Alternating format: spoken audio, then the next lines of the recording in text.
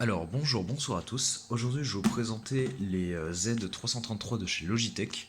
Donc ça fait un mois que je les ai achetés, donc après Noël. Et donc je vais vous dire ce que j'en pense. Et vous présenter un petit logiciel. Mais ça je vous en parlerai après. Donc je vais pas faire le unboxing parce que c'est déjà fait. Et je vais vous expliquer un petit peu ce qu'il y a dans la boîte. Et comment. Hop là. Hop là, ce qu'il y a un petit peu écrit sur la boîte. Alors du 80 watts, il y a écrit que c'est du 80 watts, mais en réalité c'est les deux enceintes qui font 40 watts. Donc c'est 80 watts couplés en gros. Basse forte, bah ouais, enfin, en même temps il y a écrit ça sur toutes les enceintes au monde. Ça je sais pas exactement ce que ça veut dire. Ah oui, en gros il y a plusieurs, il y a vraiment énormément, enfin énormément. Il y a pas mal de façons de le connecter, mais ça je vous en parlerai après. Et Simple Control, ça c'est très simple. Alors, hop, je vais ouvrir ça.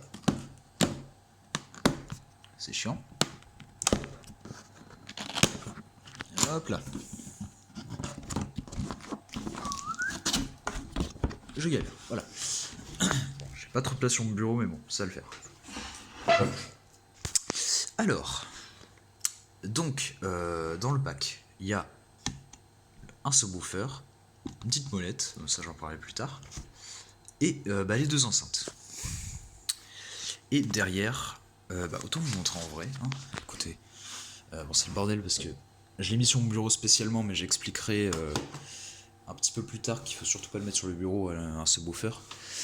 Mais bon, hop là. Du coup, je vais éteindre. Hop. Donc du coup, c'est le bordel dans mes câbles, hein, désolé. Donc là, il y a l'alimentation qu'on branche à une prise. Donc c'est le bordel par terre, je vais pas vous montrer. Donc là, deux prises RCA. Donc c'est pour brancher les deux enceintes à ça. Et ensuite, on peut par exemple brancher les deux RCA du haut à une télé ou à une console compatible pour les consoles qui n'ont pas de jack tout simplement. Et la molette pour régler les basses. Alors j'ai trouvé ça un petit peu con cette molette parce que les basses honnêtement elles sont pas si fortes que ça même à fond et au minimum c'est inaudible. Donc dans la boîte il y a quoi? Il n'y a plus rien, très bien. Juste des cartons, des protections, tout ça. Au revoir. Hop là, on passe aux enceintes. Alors je vais vous les présenter avec la petite molette, bien évidemment, prévu à cet effet.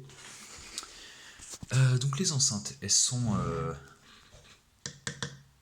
je sais pas si on entend, mais en gros c'est du bois, je sais pas si c'est du vrai ou du faux. Mais ça rend vraiment bien, franchement c'est classe sur un bureau. Bon après elles sont énormes pour mon petit bureau, mais bon.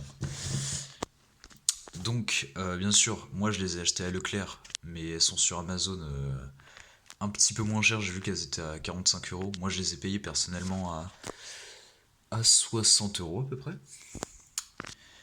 Donc du coup bien sûr l'argument de vente de la dame, c'est il y a un Twitter et pas sur le modèle juste en dessous. Du coup je dis waouh trop bien un Twitter, c'est cool pour plus de dynamique et tout. Et c'est un faux, nickel. Première vidéo sur laquelle je suis tombé sur YouTube, c'est un faux. Il y a un mec qui l'a démonté, ça c'est pas du tout branché, c'est juste du bois derrière. Donc nickel. Là un médium. Voilà, c'est la même chose. Derrière, attendez, je lance. Ah, qu'est-ce qui est tombé? Bon. Tout bêtement. Hein. Hop là. Ok. Et le subwoofer. Donc qu'est-ce qu'il y a à dire de spécial sur le subwoofer? Ouais, il y a une grosse... bon, excusez-moi, il y a la lumière derrière, on voit mal. La grosse enceinte protégée par une petite membrane. Petite membrane. Enfin non, pas une membrane, une... je sais pas comment on appelle ça, mais bon. C'est pas très utile honnêtement d'avoir une petite... d'avoir un film comme ça. Mais bon. Les vents.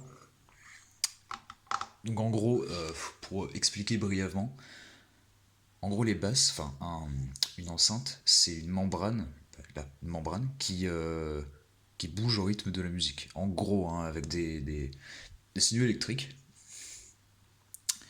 Et forcément, il y a de l'air qui se compresse et tout. Et donc ça se reparle, tout simplement. Bon, là, il n'y a pas besoin sur ces petites enceintes parce que ça bouge très finement. Alors qu'un subwoofer, c'est pour les basses fréquences, ça bouge vraiment très très très très fort. Mais très peu rapidement. Donc, petit point sur lequel j'aimerais parler. Sur le site de Logitech, donc tape un son audacieux. C'est vrai qu'il est très très audacieux le son. Alors, tac tac tac, j'avais vu un truc qui m'a un peu choqué. Oh, choqué. Le subwoofer sur le site officiel de Logitech, il est sur le bureau. Alors je peux respecter ce choix, mais un subwoofer ça se met par terre. Si on veut faire ça dans les règles de l'art, ça se met par terre un subwoofer parce que les basses, enfin le son des basses est reflété vers les murs et le sol et il se ressent mieux dans la pièce. Parce que honnêtement j'ai essayé de le mettre sur le bureau et par terre, on n'entend quasiment pas les basses hein, quand c'est sur le bureau. Bon, je le reroute par terre. Hop là, je vous montre. Je l'ai mis sur un petit tissu parce que j'habite en appartement et le subwoofer vibre énormément. Donc pour pas faire chier les voisins, j'ai mis sur un tissu. Donc voilà. Hop là. Bien sûr, j'en ai pas parlé. La petite molette. Ça fait pas une mine honnêtement. C'est sympa. Bon, ça a l'air un peu fragile, hein, genre, attendez. Ouais, ça a l'air un peu fragile, mais bon, honnêtement, c'est bien. Je trouve ça précis. Donc là, pour mettre en on-off, petite LED de témoin de notification. Enfin, de notification, n'importe quoi. Pour nous dire s'il est allumé ou pas. Et pour brancher des écouteurs. Sauf que si on branche des écouteurs, on ne pourra pas le régler avec la molette. Hein. C'est vraiment avec le son de l'ordi. Donc, petit conseil, quand vous branchez des enceintes sur votre ordi avec une molette, mettez le son à fond, oups, et après réglez le son avec ça. La qualité sera meilleure parce que par exemple si je mets genre à 1% et qu'on met genre du coup quasiment à fond pour compenser, le son sera un peu moins meilleur parce qu'en fait il se contentera juste d'augmenter je sais pas comment expliquer. Je sais pas comment expliquer, mais en gros, il tentera juste d'augmenter et ça. Il y aura du bruit, il y aura des petits grésillements, etc. Petit jack qui a l'air un petit peu fragile, j'ai peur dans le temps. Bien sûr, hein, quand on enlève un jack, enfin, c'est ça pour tous les connecteurs, hein, j'en vois beaucoup trop faire ça. Quand on enlève une prise, c'est par là, pas par le. Oups, pas par le fil. Parce que c'est fait pour ça en fait, le bout en plastique. Donc bon, oui, c'est tout. On va commencer à tester de la musique. Ouais, je vais foutre de la musique sur Spotify. Hop. Donc, on allume. Ah oui, petit Raspberry Pi. Petit Raspberry Pi 4B. J'en ferai une vidéo. Mais là, pour l'instant, hop. Il me manque. Ouais, il me manque le micro HDMI. Mais j'en ferai une vidéo. Tac. Donc là, on met le son à peu près à là quand Windows est à fond. Hop.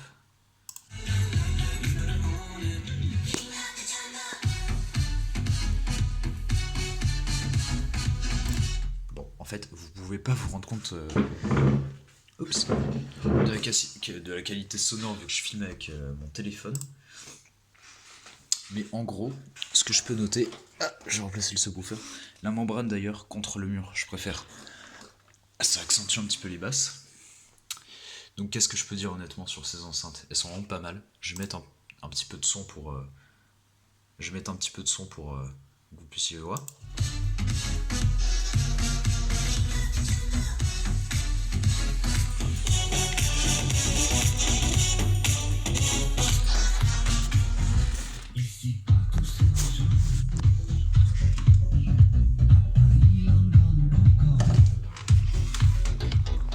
Et on peut les pousser loin hein, les trucs. Hein. Genre là, c'est même pas au cas. Hein.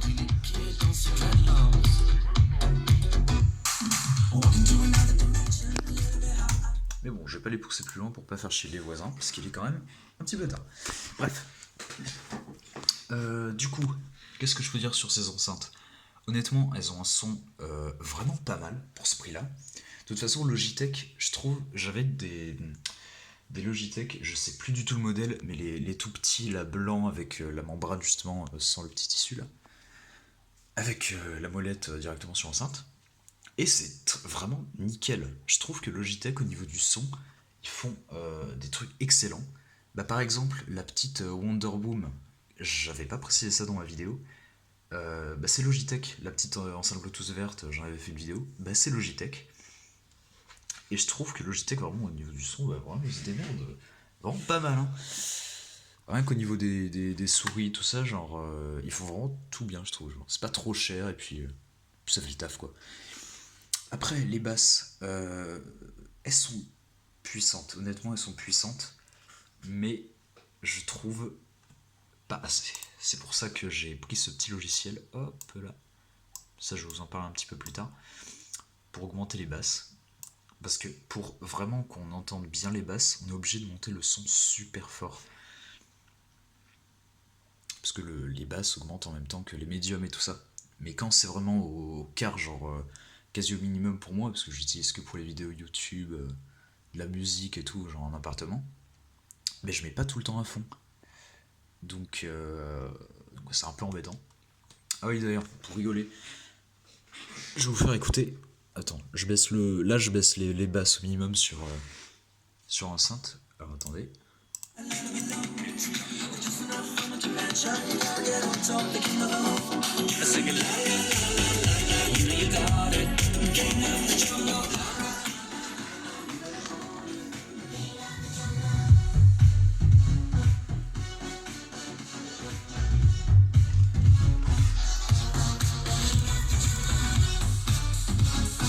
Stop.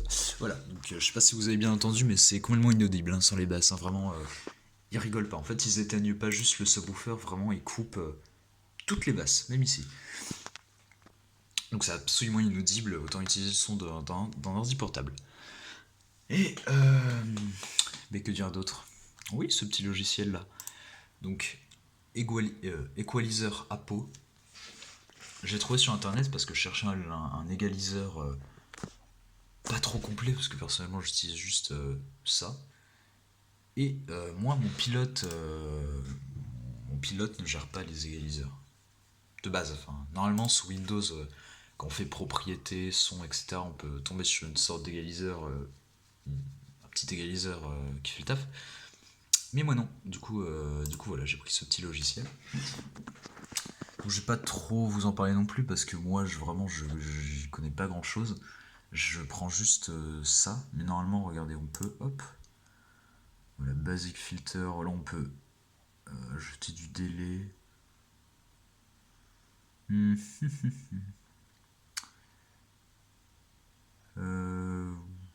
Ouais bon. Ah oui, préamplification pour augmenter, pour augmenter le son. Pour augmenter le son. Bon, ça sert à rien vu que même je me cocard. Du coup voilà, par exemple je vais l'éteindre. Je sais pas si on entendra la différence du coup. Hop.